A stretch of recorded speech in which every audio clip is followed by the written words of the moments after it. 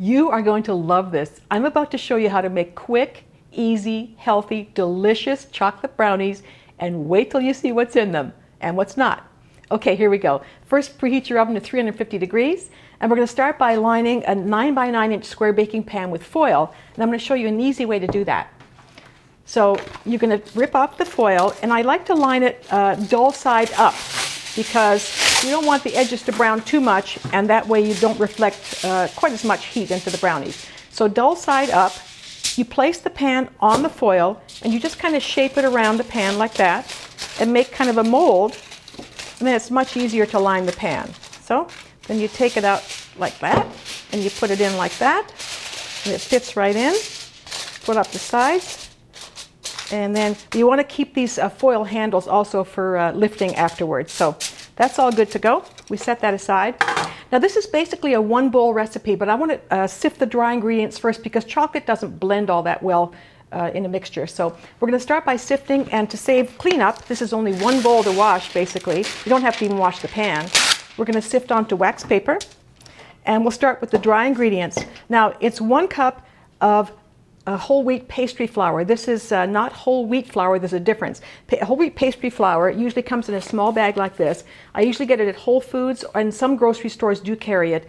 This is a finer grind than whole wheat flour, so this is better for baking cookies and brownies and stuff. So it's 1 cup of whole wheat pastry flour into the sifter. That makes these 100% whole grain. It's 1/3 of a cup of unsweetened cocoa powder of your choice, and a 1/4 teaspoon of baking soda, and a 1/4 teaspoon of salt. That's all your dry ingredients. You sift those, and that really helps the cocoa to mix in well with the dry ingredients. So that's the dry. We're going to set that aside here. And now for the wet ingredients, you take a bowl, and we're going to start with olive oil. Yes, olive oil. But here's the thing. This is extra light olive oil, very light in flavor. And when you use something with chocolate that has a strong flavor, there's no smell or taste of olive at all. It's just a heart-healthy, very healthy oil. So it's going to be 5 tablespoons of extra light olive oil into the bowl. And next is low-fat yogurt. I like a 2% yogurt. Fat-free has a lot of weird chemicals and a weird consistency. This is my favorite. It's pronounced Fage, I think. It's 2%. It's nice and thick. And so it's going to be, here we are, 6 tablespoons of this 2% plain yogurt. My brand or the one of your choice. That goes in to the liquid ingredients. Okay? Now we're going to do 1 cup of sugar into the bowl. You kind of dump everything in. That's what I like about this. 2 eggs. It's always better if they're at room temperature.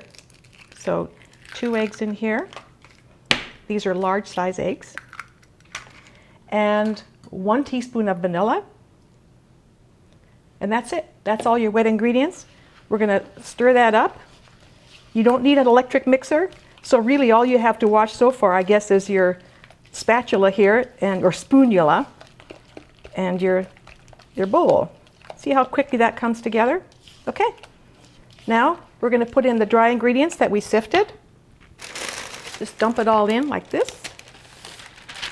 Okay. Stir that up again. Doesn't take too long. You see, even with sifting, the chocolate and flour still are separated a little bit, so it really helps to sift it. But if you really can't stand it, you could dump it all in the bowl, but I'm not sure you'd get a good mixture, like evenly mixed like this. So just as it starts to almost be ready, like this, almost stirred in, almost mixed up, we're going to add a 1/2 cup of nuts. Now here's the deal about the nuts. I like to mix walnuts and pecans just for a combination because pecans have a nice, really nice flavor, but it's really better if you can toast the nuts first. They add so much more flavor. A lot of flavor comes from this. So it's a 1/2 cup of chopped up nuts, and it's a 1/4 cup of chocolate. Now you can use dark semi-sweet chocolate chips. Sometimes I like to use a really high quality dark chocolate bar like this and chop it up into pieces or chunks or put it in the food processor. But in any case, it's a 1/4 cup of chocolate pieces, chocolate chunks, whatever. And that's the recipe right there. You mix it up. Everything's incorporated.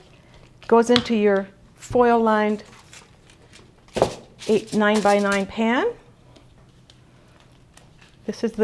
Oh, there's a little flour in the bottom. That's about what it's going to look like. And you're just going to, it's kind of thick as you can see, so you're going to just kind of spread it around a little bit. Make sure you get all of it. Okay, just kind of spread it around into the corners a bit. And that's it. That's how easy it is to put this together. And your oven's been preheated at 350. Take this off. Okay, into the oven for 20 minutes. Okay, after 20 minutes, the brownies are done. And nobody has to know what's in them, okay? All they need to know is they're delicious and they're good for you. And here's what you do now. You're supposed to cool them on a rack like this until they're completely cool before you eat them. It takes about 2 hours, so good luck with that. It's been 10 minutes. Okay, sometimes I cheat. I take them out of the pan onto the counter so they'll cool faster, okay? But seriously, whole wheat flour, olive oil, dark chocolate, no butter. What more do you people want from me? You want me to eat them for you? Okay.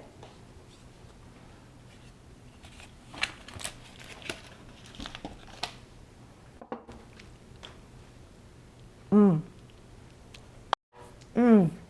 telling you. So rich and chocolatey, delicious, healthy. There's one thing missing.